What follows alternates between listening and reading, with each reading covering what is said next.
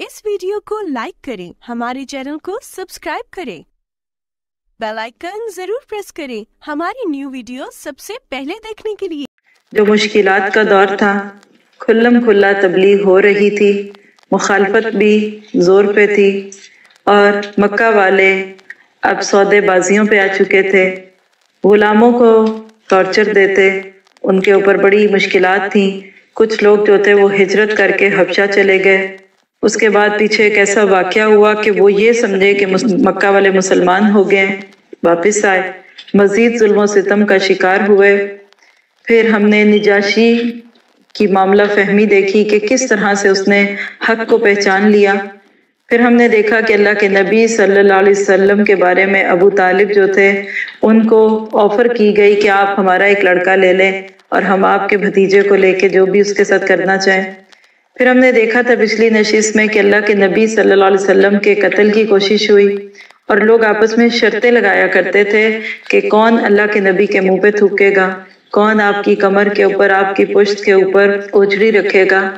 और फिर आखिर में हमने देखा था कि मक्का वालों को दो गहरी चोटें सिर्फ 3 दिन के फर्क से लगी। एक थी हजरत हमजा रज़ी अल्लाह अन्हु का कबूल इस्लाम और उसके 3 दिन के बाद हजरत उमर रज़ी अल्लाह अन्हु का मुसलमान होना। और हजरत उमर का इस्लाम कबूल करना असल में इस्लाम के लिए एक बहुत बड़ा संगे मील साबित हुआ, जिसकी वजह से लोग फिर इस्लाम की तरफ मजीद तवज्जो करने लगे। आज हम इंशाअल्लाह ताला इससे आगे देखेंगे। ये वही वक्त था कि जब लोग परेशान थे कि इनकी दावत फैलती क्यों जा रही है और क्या वजह है कि हम पूरी मुखालफत के बावजूद भी लोगों को इससे दूर नहीं कर सके। तो इसके लिए इन्होंने एक और साजिश इख्तियार की और वो क्या थी, एक शख्स था वलीद, अबुल वलीद उसका नाम था, उतबा बिन रबिया कौम का सरदार था। कहने लगा कि मैं जाता हूँ। उसको मान था कि मैं जाके अच्छे तरीके से बात करूंगा। अपने साथियों को ये कह के गया कि देखो मैं जाके देखता हूँ, हो सकता है कि मेरी बात अल्लाह के नबी को यानी इस शख्स को समझ आ जाए और हम इसको इसकी दावत से रोक सकें। उन्होंने कहा कि ठीक है जाइए। इसकी कुनियत अबुल वलीद थी। कहते हैं कि ये उतबा अपनी जगह से गया, बहुत समझदार इंसान था। अल्लाह के नबी से बड़े प्यार से इसने बात की कि भतीजे तुम्हें पता है कि तुम्हें कितनी मोहब्बत है और हम तुम्हारे साथ ऐसा मामला करते हैं, लेकिन ये तुम क्या चीज शुरू कर बैठे हो। घर घर में फितने पड़े हुए हैं, तफरके हो गए, लोग एक दूसरे से कट रहे हैं, तो तुम जरा सोचो तो सही। अल्लाह के नबी सुनते रहे। यहाँ बहुत ही प्यारी बात हमें अमल की मिलती है कि कभी भी कोई शख्स आपको कुछ सुनाना चाहे तो पहले उसकी सुन ले, पूरी खूब अच्छी तरह उसकी बात सुन ले, फिर उससे पूछे। आप सुनते रहे, उसने जो कहा सुनते रहे। फिर आपने कहा कि अबुल वलीद जो आपने कहना है वो कहें। वो अपनी बात कहते रहे। कहने लगे देखो तुम बताओ तुम्हारा मसला क्या है, माल चाहिए, हम माल दे देते हैं। सरदार बनना चाहते हो, सरदार बना देते हैं। और रह गई बात कि अगर तुम कहीं शादी करना चाहते हो हम तुम्हारी शादी करते हैं। और बाकी रह गई कि अगर तुम्हें कोई बीमारी है तो बताओ हम तुम्हारा इलाज करा दें, कोई जिन भूत तुम पे लगा हुआ है। वो खूब जब बातें कर चुका ना, तो अल्लाह के नबी ने कहा कि अबुल वलीद जो कहना था कह चुके। कहा कह चुके। कहा जो मैं कहूंगा फिर वो तुम भी सुनना। खूबसूरत अंदाज है। जब दो लोग इकट्ठे बोलते हैं ना तो अक्सर दोनों ने कान फिर बंद किए होते हैं। वो कानों से आवाजें टकराती तो हैं लेकिन अंदर नहीं जाती। आपने अपने फरीके मुखालिफ को पूरा मौका दिया और उसके बाद फिर जब वो अपने दिल की बात कह चुका, और इससे फायदा भी होता है कि दूसरा बंदा एग्जॉस्ट हो चुका होता है, थक भी चुका होता है, फिर अब आप बोले। आपने उसके बाद फिर सूरत की आयतें जो थी उसके सामने तिलावत की। बिस्मिल्लाहिर्रहमानिर्रहीम। सूरत क्या थी? हामीम तंजीलुम मिनर्रहमानिर्रहीम किताबुन फुस्सिलत आयातुहु कुरआनन अरबिय्यन लिक़ौमिन यअलमून बशीरन व नज़ीरा फ़अरद अक्सरुहुम फ़हुम ला यस्मऊन वक़ालू क़ुलूबुना फ़ी अकिन्नतिन मिम्मा तदऊना इलैहि। तर्जुमा इसका क्या बनता है कि हामीम ये रहमान और रहीम की तरफ से नाजिल की हुई ऐसी किताब है जिसकी आयतें खोल खोल कर बयान कर दी गई हैं। अरबी कुरान इन लोगों के लिए जो इल्म रखते हैं बशारत देने वाला और डराने वाला है। लेकिन अक्सर लोगों ने एराज किया, वो सुनते ही नहीं। कहते हैं जिस चीज की तरफ तुम हमें बुलाते हो इसके लिए हमारे दिलों पर पर्दा पड़ा हुआ है। اللہ کے نبی پڑھتے رہے اور جو ابو الولید تھا وہ آپ کے سامنے یوں سر یعنی اٹھا کے اور بڑے غور سے آپ کی باتوں کو سنتا رہا۔ اس کے بعد ان سے اگلی آیتوں میں سجدے کی تلاوت آئی۔ اللہ کے نبی اپنی جگہ سے اٹھے، آپ نے سجدہ کیا، اور پھر اس کے بعد آپ نے کہا کہ ابو الولید تمہیں جو کچھ سننا تھا تم سن چکے، اب تم جانو اور تمہارا کام۔ ایک لفظ اپنا نہیں بولا، صرف قرآن کی آیت کوٹ کی۔ اس سے بھی عمل کی بات نکلتی ہے کہ بعض دفعہ بہت لمبی چوڑی باتیں کرنے کی بجائے مختصر سی کوئی دلیل دے دی جائے یا قرآن کی یا حدیث کی کوئی بات کر دی جائے تو وہ اس سے زیادہ اثر رکھتی ہے جتنا ہمارے الفاظ جو ہے لوگوں کو کے اوپر اثر کریں گے۔ کہتے ہیں کہ عتبہ وہاں سے اٹھا، اس کا چہرہ بدلا ہوا تھا، واپس اپنے دوستوں کی طرف آیا جو انتظار کر رہے تھے کہ دیکھو کیا خبر لے کے آتا ہے۔ جب یہ واپس آیا نا تو اس کو دیکھ کے اس کے ساتھی کہنے لگے ابو الولید وہ چہرہ لے کے نہیں آیا جو لے کے گیا تھا، گیا تو وہ غصے اور رکابتوں کے ساتھ تھا نا۔ خیر کہا دیکھو کیا کرتے ہیں۔ یہ واپس آئے، کہنے لگا کہ اے قریش والو اس کا راستہ چھوڑ دو، تم اس کو چھوڑ دو۔ کہتے ہیں جو میں نے آج کال سنا نا اس کی زبان سے، یہ زبردست شخص ہے، کوئی ایسا خاص واقعہ اس کے ہاتھوں سے ہوگا، یعنی پہچان گیا کہ کوئی انیوژل بات ہے، اور اگر تم چاہو تو اس کا ساتھ دے دو، اس کی عزت تمہاری عزت ہوگی، کل فخر کرو گے کہ تمہارے قبیلے کے شخص کو اللہ نے اتنے بڑے کام کے لیے چنا، اور اگر تم نے اس کی بات کو نہیں ماننا تو پھر اس کا راستہ چھوڑ دو، یعنی ایک طرف ہو جاؤ۔ اب اس کے دوستوں کو تو غصہ آ گیا، کہیں گے دیکھا تم بھی اس کی باتوں پہ آ گیا، ابو الولید تم پر بھی اس کی زبان کا اثر آ گیا اور اس کا یعنی تمہارے اوپر بھی اس کا جادو چل گیا۔ اس نے کہا دیکھو مجھے جو بات سمجھ آئی میں نے بتا دی، اب تمہیں جو سمجھ آئے تم کرو۔ اور ایک روایت میں آتا ہے کہ جب اسی صورت میں اگلے حصے میں اللہ کے نبی صلی اللہ علیہ وسلم نے یہ آیت پڑھی نا کہ پس اگر تم اس بات سے منہ پھیرو تو کہہ دو کہ میں تمہیں عاد اور سمود کی کڑک جیسی ایک کڑک کے خطرے سے آگاہ کرتا ہوں۔ اور عاد اور سمود جو قومیں تھی ان سے مکہ والے بڑی اچھی طرح آگاہ تھے، ان کو پتا تھا کہ ان قوموں پہ عذاب آئے تھے۔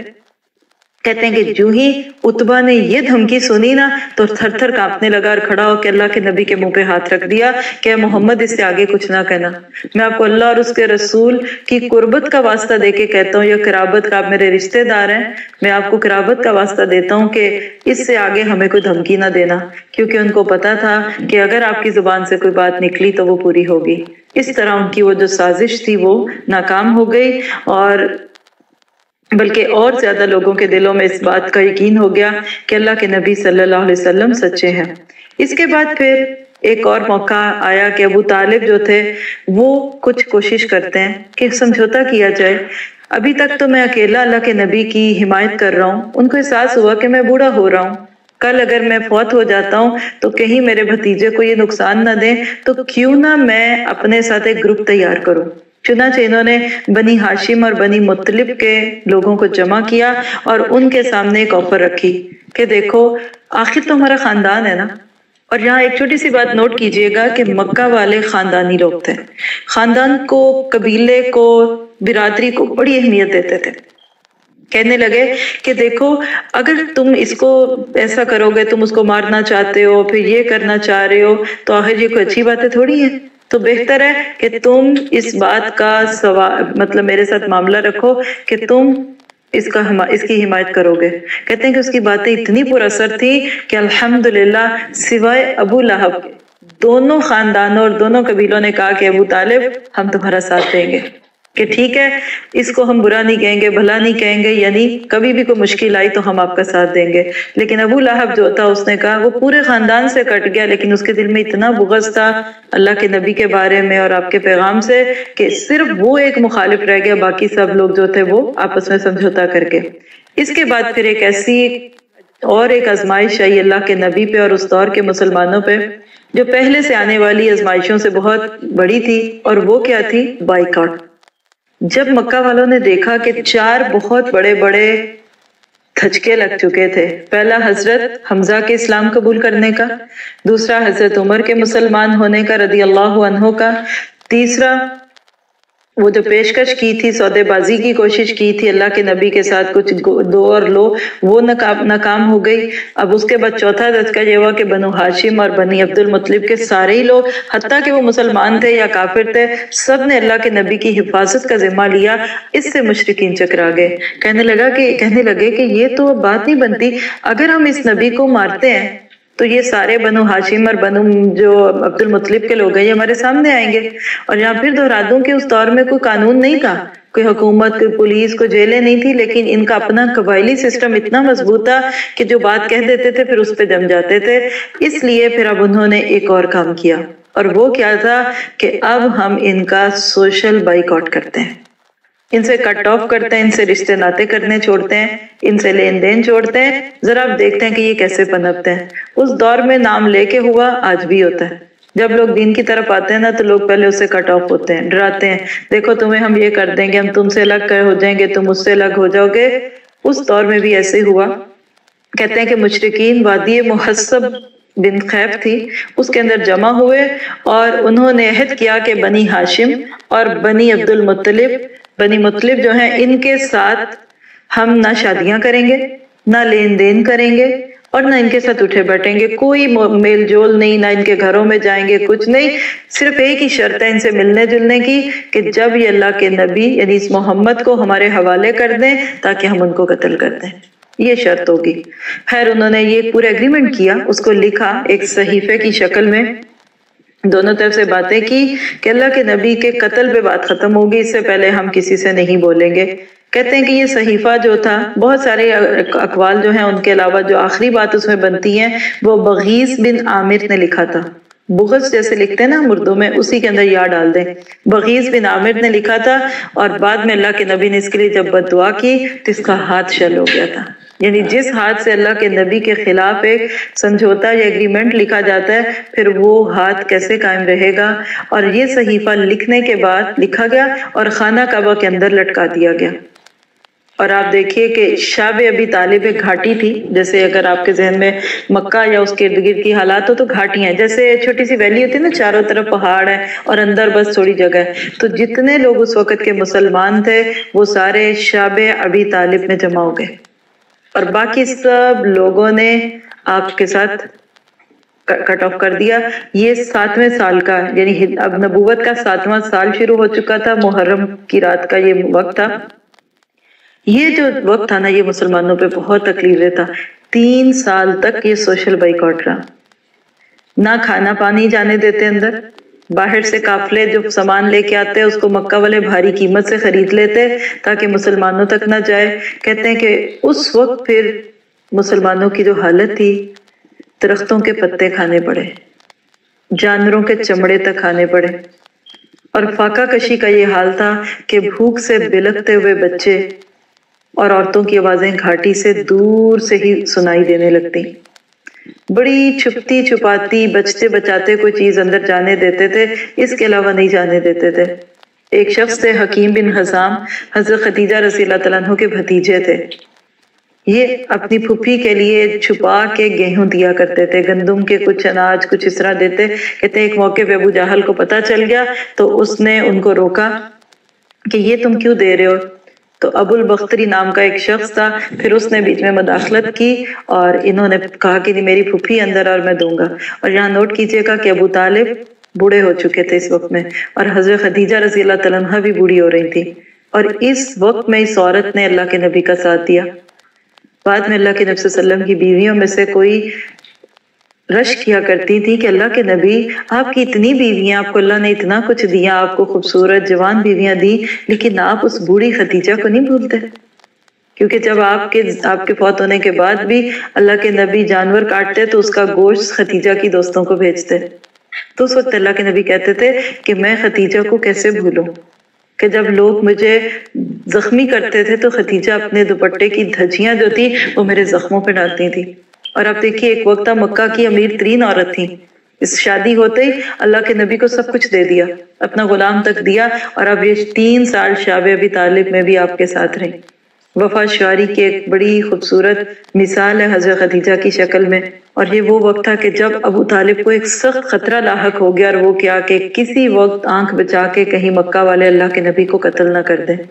رات کے وقت اللہ کے نبی صلی اللہ علیہ وسلم کو اٹھاتے، کہتے کہ آپ فلاں جگہ جا کے سو جائیں، آپ کے بستر پہ میں سوؤں گا، کیونکہ رات کے اندھیرے میں اگر کسی نے آپ کو مارنے کی کوشش کی تو مجھے مار دے۔ کبھی خود سوتے، کبھی اپنے بیٹوں، بھتیجوں، بھانجوں میں سے کسی کو سلاتے، لیکن اللہ کے نبی کو وہاں نہیں سونے دیتے۔ بڑی تکلیف ہوتی ہے نا سوچ کے ابو طالب کے بارے میں، اتنی ہمدردیاں، اتنی محبتیں، لیکن کلمے کی برکتیں دیکھیں اور ایمان کی رونقیں دیکھیں، کس کی وجہ سے انسان کو اللہ تعالیٰ کتنی خیر دیتا ہے۔ کہتے ہیں کہ صرف حج کے جب دن آتے تو مسلمان اس گھاٹی سے باہر نکلتے اور اس وقت بھی تبلیغ کرتے۔ میں سوچ رہی تھی کہ ہماری تو ذرا سی روٹین لائف چینج ہو جائے نا تو ہماری سب سے پہلے کلاس ہی جاتی ہے، بس یہ آج ہم اویلیبل نہیں ہیں۔ وہ اتنی مشکل دن ہے، پتے کھا رہے ہیں، کوئی اس دن چاول پلاؤ نہیں کھا کے بیٹھتے تھے۔ ہماری تو دین کی محفلیں نہیں پوری ہوتی جب تک بریانی، پلاؤ اور چاول اور کھانا نہیں پک جاتا۔ یہ درختوں کے پتے کھا کھا کے اسلام کی دعوت دیتے تھے۔ ہم ذرا سوچیں اپنے آپ کو، کوئی اللہ نہ کرے ہم پہ بھی کوئی ایسا وقت آ جائے، ہمارے دین کی وجہ سے سوشل بائیکاٹ ہو یا ہمارے دین کی وجہ سے کوئی ہمیں آزمائے، تو ہم کیا کہتے ہیں؟ نہیں جی بہت ہو گیا، بس اس سے زیادہ ہم سے برداشت نہیں ہوتا۔ اب تو گھر میں مخالفت شروع ہوگی، اب تو خاندان نے کٹ آف کر دیا، اور رشتے ناتے ایک ایسا کمزور انسان کی ذات کا حصہ ہے۔ سب سے زیادہ جو انسان پگھلتا ہے نا وہ بچوں کے رشتوں پہ پگھلتا ہے۔ آج بھی جب لوگ دین کی طرف آتے ہیں تو کہتے ہیں اچھا دیکھیں گے اب ان کے بچوں کے رشتے کہاں ہوں گے۔ یعنی آج ہم نے ایسا نہیں سوچ لیا کہ شاید ہماری کامیابیوں کی ایک ہی دلیل ہے کہ اللہ کو دین کو چھوڑ دیں، پھر دیکھنا کتنے رشتے آئیں گے اور کتنا اعلیٰ سٹینڈرڈ ہوگا۔ لیکن 3 سال گزر گئے، کہنے کی بات ہے 365 کو 3 دفعہ کریں، 1000 راتیں گزری اس دین کو ہمارے تک پہنچانے کے لیے، لیکن کوئی کمپرومائز نہیں۔ کتنے نازک مرحلے نہ آئے ہوں گے کہ اللہ کے نبی کہتے چلو چھوڑو، ہے اللہ ٹھیک ہے، ساتھ مان لو کسی اور کو بھی، مان لو ان کی باتیں۔ ہمارا دین استقامت کا دین ہے، ہمارا دین مشکلوں سے نکل کے اپنے آپ کو سچا کرنے کا دین ہے۔ اللہ کے نبی نہ جھکے، نہ ٹوٹے، اور آپ دیکھیے کہ آپ کے ساتھ دینے والے بھی کیسے لوگ تھے۔ چلے وہ تو نبی تھے، ان کو تو وحی آتی تھی، ان کو تو جبرائیل کے ذریعے سے خوشخبریاں ملتی تھیں، لیکن وہ لوگ کتنے خوش قسمت تھے کہ جیسے حالات میں اللہ کے نبی کا ساتھ دیتے تھے، کہ جب اتنی سختی ہوئی کہ خود ہی وہ لوگ جو آپ پہ ظلم کر رہے تھے انہی کو احساس ہونے لگا کہ یہ بڑی زیادتی ہو گئی ہے، 3 سال سے ہم لوگوں نے ان کے ساتھ اس طرح کا معاملہ کیا ہے۔ تو ان میں سے کچھ لوگ، جن میں سے ایک شخص جو تھا، کہتے ہیں کہ عامر بن لوئی اس کا نام تھا، اس کے دل میں مسلمانوں کے لیے ہمدردی بھی تھی اور اس کو احساس تھا کہ ہم غلط کر رہے ہیں۔ یہ وہ شخص ہے کہ رات کے اندھیروں میں لوگوں سے چھپ چھپ کے کبھی کبھی شعب ابی طالب کے اندر غلہ وغیرہ بیچ کے مدد بھی کرتا تھا۔ کہتے ہیں کہ اس نے سوچا کہ مجھے کچھ کرنا چاہیے، یہ کب تک ایسے چلے گا۔ زہیر بن ابی امیہ ایک شخص تھا، اس کے پاس سے پہنچا، یہ عبد المطلب کی جو بیٹی تھی، ابو طالب کی بہن، اس کے بیٹے تھے، عاتقہ نام تھا اس عورت کا۔ کہنے لگے، جا کے انہوں نے ان کو ایکسپلائٹ کیا، کہنے لگے کہ زہیر کیا تمہیں یہ گوارا ہے کہ تم تو مزے سے کھاؤ پیو اور تمہارے ماموں کا وہ حال ہو جسے تم جانتے ہو؟ ابو طالب کی طرف اشارہ ہے کہ دیکھو تم تو یہاں مزے کر رہے ہو اور تم نے اپنے ماموں لوگوں کے ساتھ کیا کیا ہوا ہے۔ زہیر کہنے کا ہاں افسوس تو مجھے بھی بہت ہے، لیکن میں اکیلا کیا کر سکتا ہوں، اور دس اینڈ دیٹ، کوئی اور میرے ساتھ ہوتا تو چل کے میں اس صحیفے کو پھاڑنے میں مدد کرتا۔ انہوں نے کہا ایک شخص اور موجود ہے۔ کہا وہ کون ہے؟ کہا وہ میں ہوں۔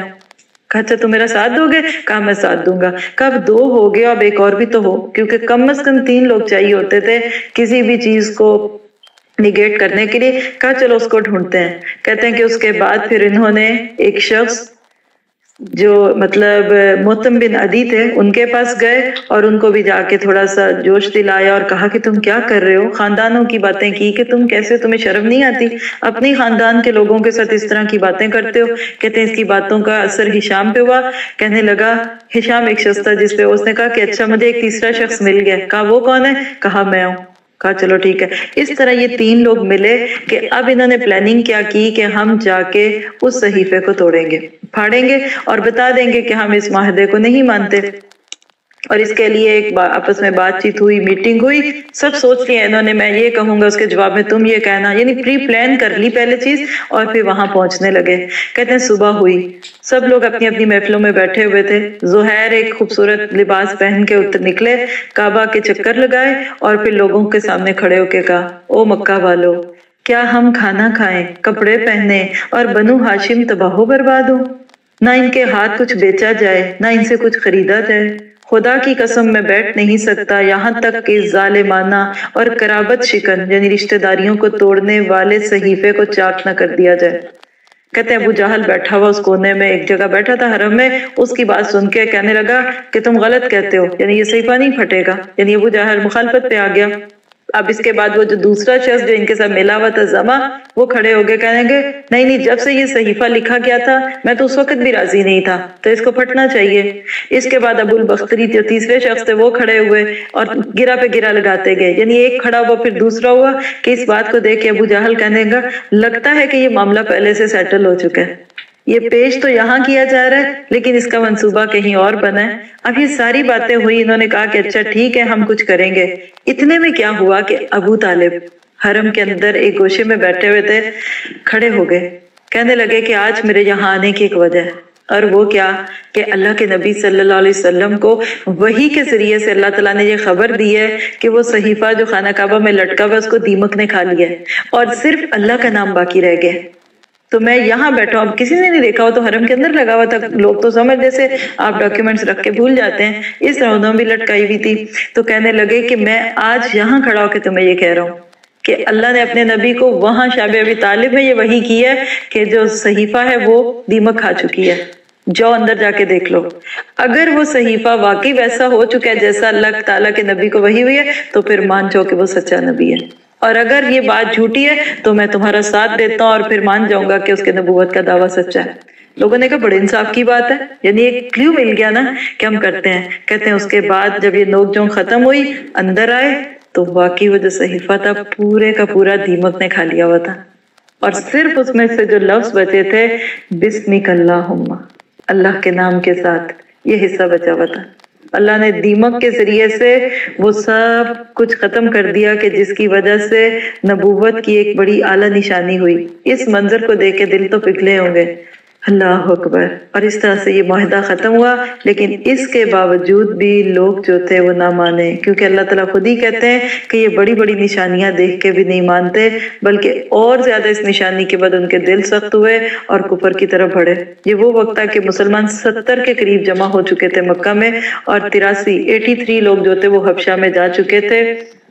اور اس کے بعد پھر کیا ہوا کہ مکہ والوں کو ایک اور بات سوجھی، ان کو لگا کہ ابو طالب تو بوڑھے ہو گئے، کسی بھی وقت فوت ہو جائیں گے، اگر ان کی زندگی میں ہم نے محمد صلی اللہ علیہ وسلم کو قتل نہ کیا اور کل ان کی آنکھیں بند ہونے کے بعد محمد صلی اللہ علیہ وسلم کو ہم نے کچھ کہا تو عرب لوگ تو ہمیں بڑا تانا دیں گے۔ ان کو نا اپنی عزت بڑی پیاری، باتوں سے بہت ڈرتے تھے، آج ہم بھی ڈرتے ہیں نا، لوگ باتیں کریں گے۔ کہنے لگے جو اس شخص کا انجام کرنا ہے نا ابو طالب کی زندگی میں کر لو، ایسا نہ ہو کہ آج اس کی آنکھیں بند ہو جائے لیکن اس کے بعد تم مارو گے تو عرب لوگ تو تمہیں بڑے تانے دیں گے کہ دیکھا ابو طالب سے ڈرتے تھے نا، اسی لیے اس پہ ہاتھ نہیں اٹھا سکے، اور آج وہ دنیا سے گیا تو تم اس کو مارنے پہ آگے۔ کہا چلو ابو طالب کے پاس چلتے ہیں۔ کہتے ہیں کہ ان کا آخری وفد تھا، یہ قریش کی طرف سے جو لوگ آئے ابو طالب کے پاس، 80 سال کے قریب حضرت یہ جو ابو طالب تھے ان کی عمر ہو چکی تھی، 3 سال کے شعب ابی طالب کے سار کی وجہ سے ان کی کمر ٹوٹ چکی تھی، یعنی غربت، بیماری، آپ دیکھیے کہ وہاں کیا کھانا ملتا ہوگا۔ تو کہتے ہیں کہ اس وقت یعنی بالکل یہ قریب المرگ لگ رہے تھے، اور قریش جو تھے وہ وہاں گئے اور انہوں نے پھر ان کے ساتھ جا کے بات کی کہ دیکھو تم اس کا ساتھ دینا چھوڑ دو۔ کیا کہا میں آپ کے سامنے ان کے کوٹیشنز رکھتی ہوں تاکہ آپ اندازہ لگا سکیں کہ اللہ کے نبی کے قتل کی کیا کیا کوششیں نہ ہوئیں، لیکن جسے اللہ رکھے اسے کون چکے۔ جس اللہ نے اپنے نبی کو بچایا وہ آج اس کے ماننے والوں کو بھی بچا سکتا ہے، شرط یہ ہے کہ آج وہ ایمان اور وہ ساری چیزیں پیدا ہوں۔ یہ جو وفد گیا تھا اس کے جو چیدہ لوگ تھے وہ قریش کے سردار تھے، عتبہ بن ربیعہ، شیبہ بن ربیعہ، ابو جہل، امیہ بن خلف، ابو سفیان اور کچھ اور 25 لوگ تھے۔ یہ ابو طالب کے پاس گئے، انہوں نے جا کے کیا کہا؟ کہنے لگے کہ ابو طالب، آپ کی جو عزت اور جو مقام ہے وہ آپ کو پتہ ہے، لیکن آج جس حالت سے آپ گزر رہے ہیں یہ بھی ہم سب کو پتہ ہے۔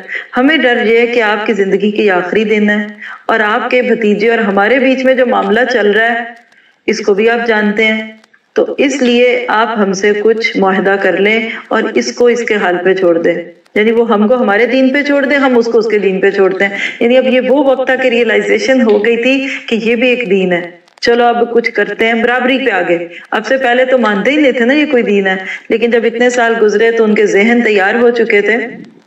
کہنے لگے کہ آپ ہمیں بتائیں کہ ہم کیا معاملہ کریں، کیا چاہتے ہیں اور کیسی بات ہے، کچھ اس طرح کا معاملہ ہو اور آپ اپنے اس بھتیجے سے کہیں کہ بیٹھ کے ہمارے ساتھ نیگوسیشن کرے، اپنا تھوڑا سا معاملہ پیش کرے۔ ابو طالب نے کہا کہ ٹھیک ہے، میں اس کو آپ کے سامنے بلاتا ہوں، جو آپ نے کہنا ہے میری موجودگی میں ان سے بات کر لیں۔ کہتے ہیں ٹھیک ہے۔ اللہ کے نبی صلی اللہ علیہ وسلم اس وفد کے سامنے پیش کیے گئے۔ لوگوں نے ان کے سامنے بھی یہ باتیں کی کہ کیا چاہتے ہیں آپ بتائیں، کوئی بیچ کی راہ نکالتے ہیں کہ نہ آپ ہمیں برا کہیں نہ ہم آپ کو برا کریں، دونوں چلتے رہے۔ اللہ کے نبی صلی اللہ علیہ وسلم نے جب ان کی باتیں سنی، پھر آپ نے کہا، بلکہ ان کے ویک پوائنٹ کو پکڑا، جس کو کہتے ہیں نا کسی کی رگ پکڑ لینا۔ اللہ کے نبی کو پتا تھا کہ یہ عرب، یہ جو مکہ والے ہیں نا، ان کے اندر اس چیز کا بڑا شوق ہے کہ ہم بادشاہ بنے، بڑے سرداری کا بہت شوق تھا، بڑا بننا چاہتے تھے، بون لیڈرز تھے۔ آپ نے کہا یہ بتاؤ کہ اگر میں تمہیں کوئی ایسا نسخہ بتاؤں کہ عرب تو عرب، عجم کے بھی لوگ تمہارے غلام بن جائیں۔ عجب آج کے دور میں ایسے ہی جیسے آج کا ویسٹرن سارا حصہ، ویسٹرن کنٹری، بڑی بڑی طاقتیں، سپر پاور، کہا کیا تم لوگ یہ چاہتے ہو کہ ساری دنیا کے لوگ تمہارے قبضے میں آ جائیں اور تم لیڈر بن جاؤ اور جو نہ ہے وہ تمہیں جزیہ دیں۔ اب یہ بات سن کے تم کی آنکھیں کھل گئی، کہیں گے یہ ممکن ہے؟ کہا ہاں بالکل ممکن ہے، تم بتاؤ تم لوگ یہ چاہتے ہو؟ کہا ہم بالکل چاہتے ہیں، ہم واقعی پوری دنیا کے بڑے بننا چاہتے ہیں، اور تم بتاؤ اس کا کیا طریقہ ہے، کیا کریں؟ جب اللہ کے نبی نے ان کے دل کے اندر اتنا شوق اور محبت دیکھی تو کہا اچھا ٹھیک ہے، بتاؤ پھر کیا کریں؟ تم ایک بات تو کیا 10 باتیں کہو گے ہم وہ بھی مان جائیں گے، ایک دفعہ ہمیں ساری دنیا کا بادشاہ بنا دو۔ کہا وہ بات کیا ہے؟ لا الہ الا اللہ محمد رسول اللہ۔ سچے دل سے یہ کلمہ پڑھ کے اس پہ آ جاؤ، تم یاد رکھنا کہ تم دنیا کے بادشاہ بن جاؤ گے۔ اب انہوں نے تو وہ بات سن کے جو کرنا تھا، ہاتھ پیٹے، تالیاں بجائیں، کہا نعوذ باللہ، یہ باتیں کہنے کے لیے بلا رہے ہو؟ یہ کیسے ہو سکتا ہے؟ کلمہ پڑھیں گے تو ہم ساری دنیا پہ بادشاہ ہوں گے۔ سورۃ سواد میں اللہ تعالیٰ نے منظر کو پیش کیا ہے، جو اس بات کو سن کے انہوں نے کہا، کہنے لگے کہ تم تو بڑی عجیب بات کرتے ہو، باپ دادا کا دین چھوڑ دیں، خاندان برادری کی باتیں چھوڑ دیں، اور ہم تمہاری بات سن کے اس کلمے پہ آ جائیں۔ اللہ تعالیٰ نے سورۃ سواد کی آیتیں جو ہیں 1 سے 7 تک جو تھی اس موقع کے بارے میں رکھی کہ سواد قسم ہے نصیحت بھرے قرآن کی، بلکہ جنہوں نے کفر کیا وہ ضد میں ہیں اور سختی میں ہیں۔ ہم نے کتنی ہی قومیں ان سے پہلے ہلاک کر دیں اور وہ چیخے چلائے، لیکن اس وقت بچنے کا وقت نہ تھا۔ انہیں تعجب ہے کہ خود ان کے پاس انہی میں سے ایک ڈرانے والا آ گیا۔ کافر کہتے ہیں یہ جادو ہے، بڑا جھوٹا ہے، کیا اس نے سارے معبودوں کی جگہ بس ایک ہی معبود بنا دیا؟ یہ بات نہیں سمجھ آتی تھی لوگوں کو کہ اتنے سارے معبودوں، لات منات عزا، 330 بتوں کو چھوڑ کے ایک خدا کو کیسے مانے؟ یہ بات بڑی عجیب ہے۔ ان ھذا لشیء عجاب۔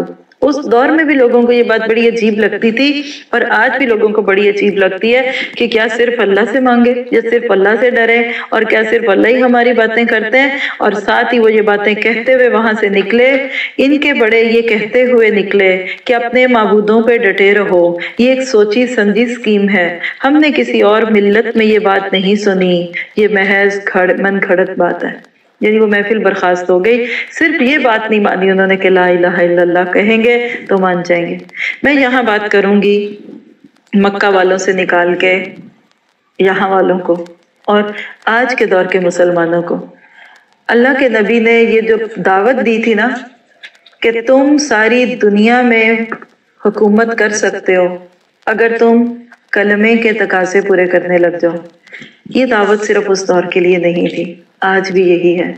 جو مسلمان آج بھی چاہتے ہیں نا کہ ہم دنیا میں غالب آئیں اور ہماری مغلوبیت ختم ہو، ان کو آج بھی اس کلمے کے مطابق زندگیاں بنانی پڑیں گی۔